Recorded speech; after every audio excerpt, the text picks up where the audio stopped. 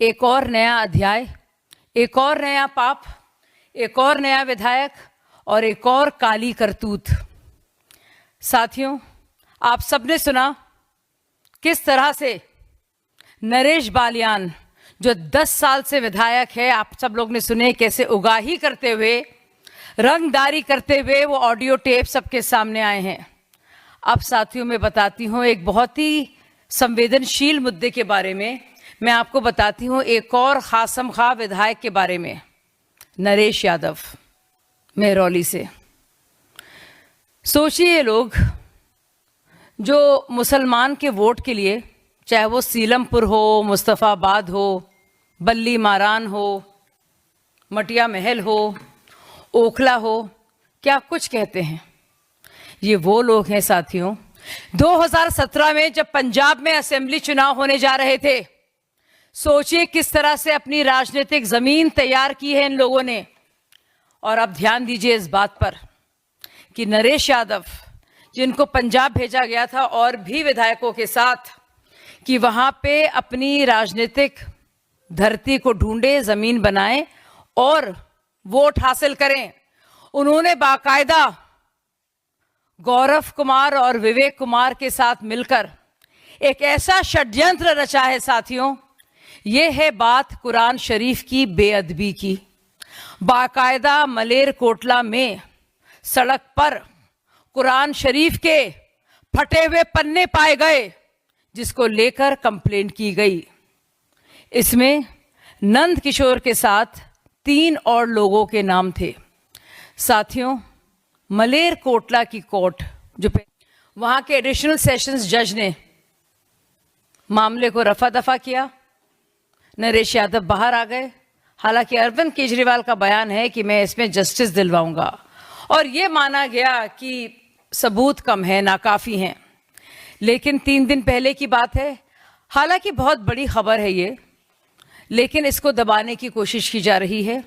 आम आदमी पार्टी पूरी तरह से चुप है, क्योंकि मलेरकोटला की कोर्ट ने बाकायदा 2 साल की सजा मुकर्रर की है और फोन और एसएमएस के एक्सचेंज के आधार पर नरेश यादव मेहरौली के जो एमएलए हैं और बहुत ही खासम खास हैं केजरीवाल जी के, सुल्तान साहब के, उनको गिल्टी पाया है, कसूरवार पाया है।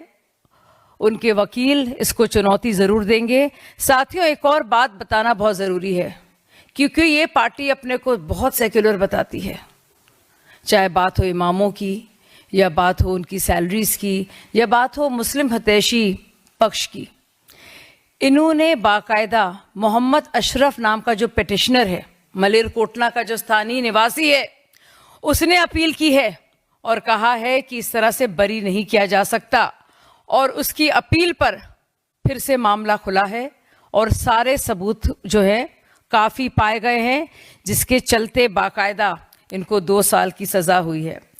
साथियों, ये बात सिर्फ कुरान शरीफ की या भगवद गीता हो या बाइबल हो, ये बात है उस शातिर दिमाग सोच की, उस काली सोच की, उस सत्ता की हवस की, जिसके चलते ये पार्टी कुछ भी कर सकती है, किसी भी हद तक जा सकती है, पैसे बटोरने के लिए, चाहे उगाही करना हो या इनको धार्मिक उन्माद बढ़ाने के लिए, वोट हासिल करने के लिए दंगे फसाद करना हो।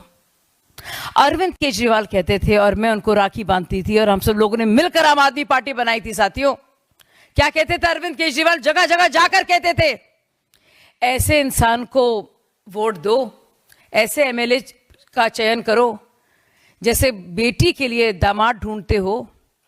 तो ये वक्त आ गया है साथियों।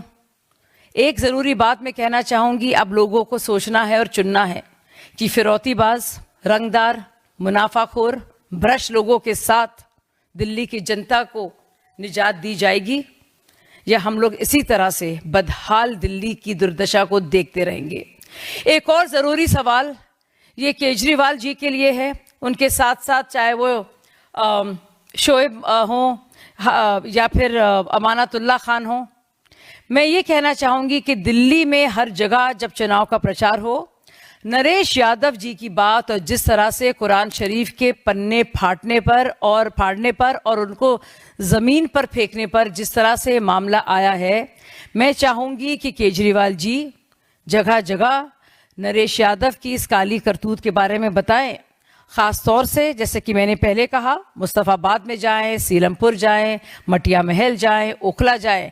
साथ ही साथ उनके एक और ख़ास मित्र अखिलेश यादव जी जो पार्लियामेंट में संबल को लेकर बड़े उग्र हो रहे हैं, और ये वो भी जवाब दें, वो भी बुलाएं जब यूपी में चुनाव हो और लेके जाएं। नरेश यादव तो खैर जेल में होंगे, लेकिन अरविंद केजरीवाल ज़रूर जाएं और बताएं कि मुसलमानों के प्रति उनके जज्बातों के खिलवाड़ को लेकर ये पार्टी क्या कुछ नहीं कर सकती है। ये पार्टी इतनी खतरनाक जगह पे आ गई है मेरे साथियों, और इतनी भयावह जगह है ये कि इनका यहाँ से लौटना बहुत मुश्किल है। चाहे वो संदिग्ध अपराधी हों या आतंकवादी हों या गैंगस्टर्स हों, आम आदमी पार्टी की काली करतूतों का भंडाफोड़ करना बहुत ज़रूरी है। इन्होंने एक हद पार कर दी है और इसलिए ज़रूरी है कि उनको कॉल आउट किया जाए और जगह जगह जो उनके लिए ख़ास मुस्लिम प्रेम है, कुरान शरीफ के प्रति जो मोहब्बत उन्होंने दिखाई है, उनके एक बहुत चहीते विधायक ने वो काली करतूत को भी उजागर करना बेहद ज़रूरी है। धन्यवाद। कोई सवाल हो?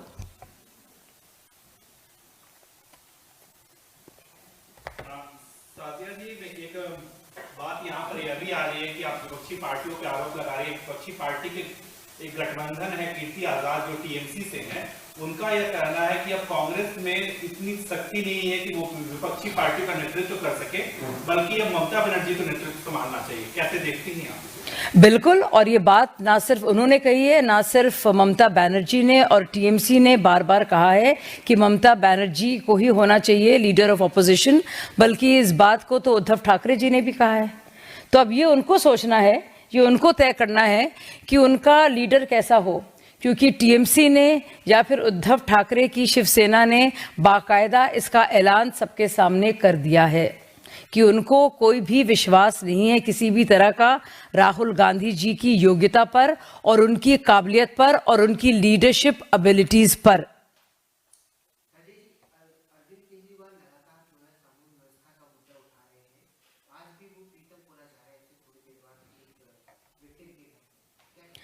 साथियों, आप लोग को ताज्जुब नहीं होता दिल्ली की क्राइम व्यवस्था की याद यकायक केजरीवाल जी को कब आती है? जब उनको सुगबुगाहट मिलती है कि नरेश बालियान अरेस्ट हो रहे हैं। वो ऑडियो क्लिप में बाकायदा जिस तरह की बातचीत है उसमें सोचिए आप, और आप लोग जोर से सोचिए और सुनिए उसको। अगर आप सुनेंगे तो बाकायदा वो वकील कह रहा है कि तुमने पुलिस में कंप्लेंट क्यों कर दी, तो नरेश बालियान ये तक कह रहे हैं कि लोगों को शक हो रहा है मेरे ऊपर, इसलिए मुझे पुलिस में कंप्लेन करना ज़रूरी है ताकि शक मेरे ऊपर ना हो। सोचिए कितनी गहन तैयारी के साथ ये फिरौतीबाज ने अपना काम किया है। 10 साल से विधायक है। दोनों नरेश ऐसे लोग हैं जिनको लगातार मेहरौली से और उत्तम नगर से टिकट मिलता रहा है। कईयों के टिकट कटे हैं, लेकिन ये खासम खास हैं। जब बात होती है नरेश यादव की तो केजरीवाल के, जब बात आती है नरेश बालियान की तो संजय सिंह के। दुनिया जानती है, उनकी कॉन्स्टिट्यूएंसी के लोग जानते हैं कि किस तरह का किरदार इन दोनों शख्स का है।